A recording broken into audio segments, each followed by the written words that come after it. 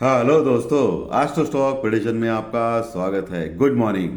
Pre market report में स्वागत है। सुबह 7:30 बजे है दोस्तों। और आज शुक्रवार है, हफ्ते का आखिरी दिन। और मैं हमेशा बोलता हूँ, हफ्ते का आखिरी दिन सबसे इम्पोर्टेंट होता है। आज जो भी कैंडल बनती है, ग्रीन कैंडल और रेड कैंडल टेक्निकल डाटा के ऊपर, वही अगले हफ्ते मैक्सिमम इम्पैक्ट करती है। चलिए दोस्तों, शुरू करेंगे।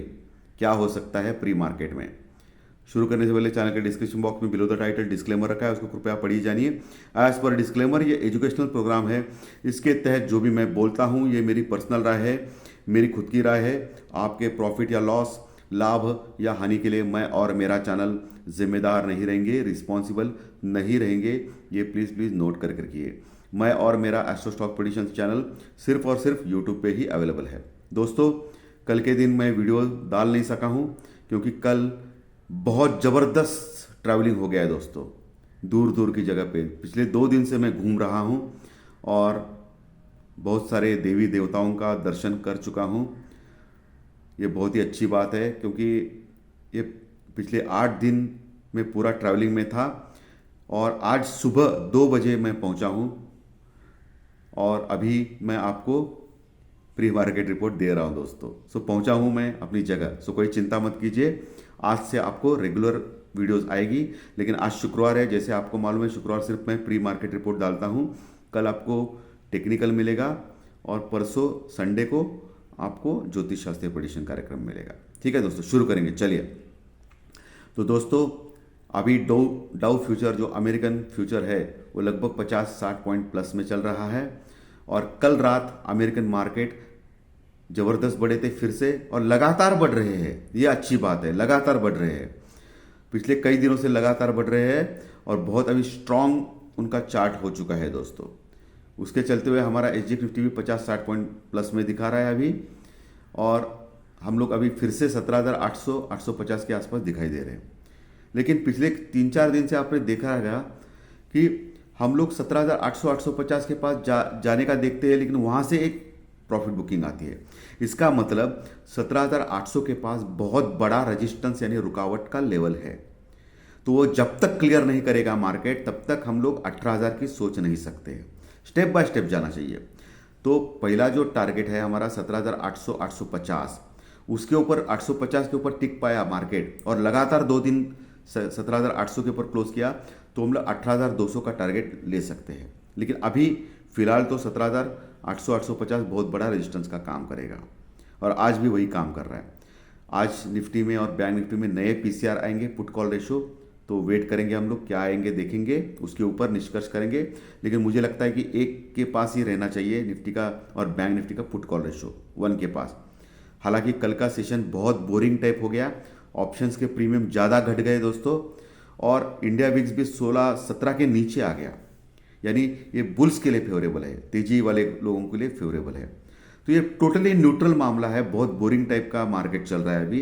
एक प्रॉफिट बुकिंग हो रहा है, ऊपर से नीचे से बाय ऑन डिप हो रहा है और छोटे से दायरे में फंस गया मार्केट दोस्तों, और टाइम पास चल रहा है। तो इसमें ऑप्शंस के प्रीमियम घटने से जो लोग कॉल और पुट बाय करते हैं उनको थोड़ा तकलीफ ज़्यादा होता रहेगा दोस्तों। हालांकि कल एक अच्छी बात होगी, एफआई ने लगभग, फॉरेन इन्वेस्टर यानी एफआई ने लगभग 2800 करोड़ का माल खरीदा है दोस्तों। बहुत बड़ी बाइंग की है एफआई की इन्हों दिनों में, 2800 करोड़ का माल। और डीआई ने, जब एफआई खरीदती है तो डीआई ऑब्वियसली बेचता है, क्योंकि डीआई को बेचना पड़ता है। अच्छी बात है ये भी। तो 1600 करोड़ का माल डीआई ने बेचा है। तो 2800 करोड़ का माल खरीदा और 2800 करोड़ का माल एफआई ने खरीदा और 1600 का डीआई ने बेचा है। तो नेट इनफ्लो 1200 करोड़ का हो गया है। तो market data point wise, FI point wise बहुत ही स्ट्रांग मोड में है, इसमें कोई दो राय नहीं है। तो टाइम पास हो रहा है, कंसोलिडेट हो रहा है, और इसी तरह कंसोलिडेशन बहुत ही अच्छा होता है अपमूव के लिए। तो मार्केट कभी भी एक बहुत बड़ा मूव ले सकता है, क्योंकि पिछले 4 दिन से मार्केट एक छोटे नैरो रेंज में है, बहुत बड़े मूवमेंट्स नहीं दे रहा है, क्योंकि इंडिया विक्स भी नीचे जा रहा है, कंसोलिडेशन चल रहा है। इसका मतलब एक 300-400 पॉइंट की रैली कभी भी आ सकती है निफ्टी में, और बैंक निफ्टी में ऑल टाइम हाई भी ब्रेक हो सकता है। ये ध्यान में रखिए दोस्तों। क्रूड ऑयल वही के वही है, कोई फर्क नहीं है। इंडियन रुपीस थोड़ा स्ट्रांग हो रहा है दोस्तों पिछले 2-3 दिन से। कल भी इंडियन रुपीस 20-25 पैसा स्ट्रांग हो गया, 83 के नीचे आराम से आ गया है अभी इंडियन रुपीस। इसके लिए बैंक निफ्टी गिरने का नाम नहीं ले रहा है। मैं हमेशा बोलता हूं कि बैंक निफ्टी को देखिए और इंडियन रुपीस और डॉलर के इक्वेशन को देखिए। अगर इंडियन रुपीस स्ट्रांग हो रहा है तो बैंक निफ्टी गिरेगा नहीं, ज़्यादा गिरेगा नहीं। गिरने के लिए कुछ भी हो सकता है लेकिन ज़्यादा गिरेगा नहीं। ओके, तो इसके ऊपर भी आपको ध्यान में रखना है वो ये चीज़। ठीक है, क्रूड ऑयल स्टेबल है, 94-92 डॉलर उसी रेंज में घूम रहा है, तो कोई समस्या नहीं उस फ्रंट में। और हमारे जो रिजल्ट है वो बहुत ही बढ़िया आ रहे हैं दोस्तों, इसके लिए मार्केट स्टेबल है। कल भी अमेरिका में उसके रिजल्ट अच्छे आए थे, इसके लिए मार्केट बढ़ा था। लेकिन नैस्डैक जो आईटी का सेंसेक्स है उधर का, वो गिरा दोस्तों, और अभी उसका फीचर भी गिरा हुआ दिख रहा है। सो आईटी के स्टॉक्स थोड़े से प्रॉफिट बुकिंग मोड में आ सकते हैं आज के दिन दोस्तों, ये ध्यान में रखना है आपको। ठीक है, सो अभी टेक्निकल लेवल और डाटा पॉइंट लेवल अगर निफ्टी और बैंक निफ्टी का चेक करना है तो निफ्टी आपको मालूम है 17,730 के आसपास क्लोज हो गया है। सो पहला जो सपोर्ट है उसका वो 17,700 के पास है, जहां पुट राइटिंग अच्छी हो गई है और वहां एक स्ट्रॉन्ग सपोर्ट है। यानी 17,700 के पास भी, उसके नीचे भी मार्केट थोड़ा सा आने के लिए घबराएगा। 17,680 के नीचे अगर मार्केट टिक गया तो अगला टारगेट मार्केट का 17,600-650 का रहेगा, ये ध्यान में रखिए। और सबसे अच्छा सपोर्ट मार्केट के लिए 17,500 का लेवल है। सो आज भी मोटा मोटी एक टाइम पास का दिन रह सकता है, शुक्रवार का दिन। लेकिन एक ध्यान में रखिए, दोपहर 2 बजे के बाद थोड़ी हलचल दिखाई देगी मार्केट में। ओके, नीचे या ऊपर। सो आपको दोपहर 2 बजे के बाद थोड़ा अलर्ट रहना है। बाकी सुबह से लेकर टाइम पास रहेगा मार्केट में, क्योंकि कुछ खबर भी नहीं आ रही है। रशिया और यूक्रेन के फ्रंट से भी कुछ खबर ज़्यादा नहीं है पावरफुल, वही का वही टाइम पास चल रहा है पिछले 7-8-9 महीने से। सो इस फ्रंट से आपको थोड़ा सा कॉल राइटिंग और पुट राइटिंग के दिन अभी बने हैं दोस्तों।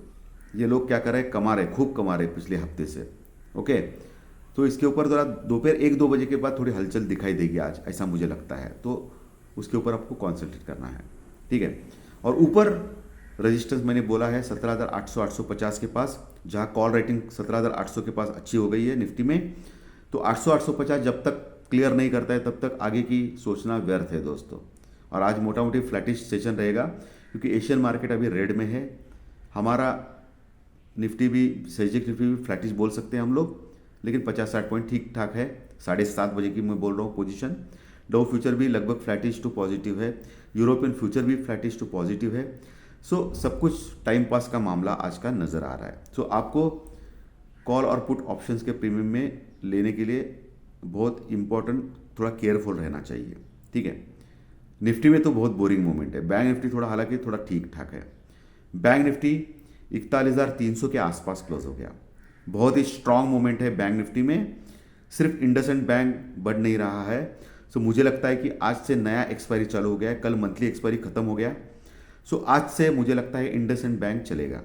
ओके, सो घबराना नहीं है। 1130 के आसपास चल रहा है, आपको 1090 इतना स्टॉप लॉस लगाना है इंडसइंड बैंक में 1090 का, और बने रहना है उसमें। ठीक है, लेकिन कैश में मैं ऑप्शन में नहीं बता रहा हूँ, क्योंकि ऑप्शन में बहुत प्राइसेस कम होते हैं। हमेशा ये जो जैकपॉट शेयर होते हैं वो ऑप्शन में नहीं होते हैं, कैश में होते हैं। अगर ऑप्शन में करना है तो आप अपनी रिस्क से कर सकते हो। ओके, तो इंडसइंड बैंक फिर से 1200-1250 के पास जा सकता है आने वाले दिनों में या एक महीने में, ये ध्यान में रखना है दोस्तों आपको। ठीक है, सो बैंक निफ्टी 41,300 के पास क्लोज हो गया। 41,000 के पास बहुत बहुत स्ट्रांग सपोर्ट है, वहां पुट राइटिंग अच्छी बनी हुई है। 41,000 के नीचे जाना भी अभी संभव नहीं लग रहा है, लेकिन होने के लिए कुछ भी हो सकता है। प्रॉफिट बुकिंग अगर आ गई निफ्टी बैंक निफ्टी में तो मार्केट नीचे जा सकता है।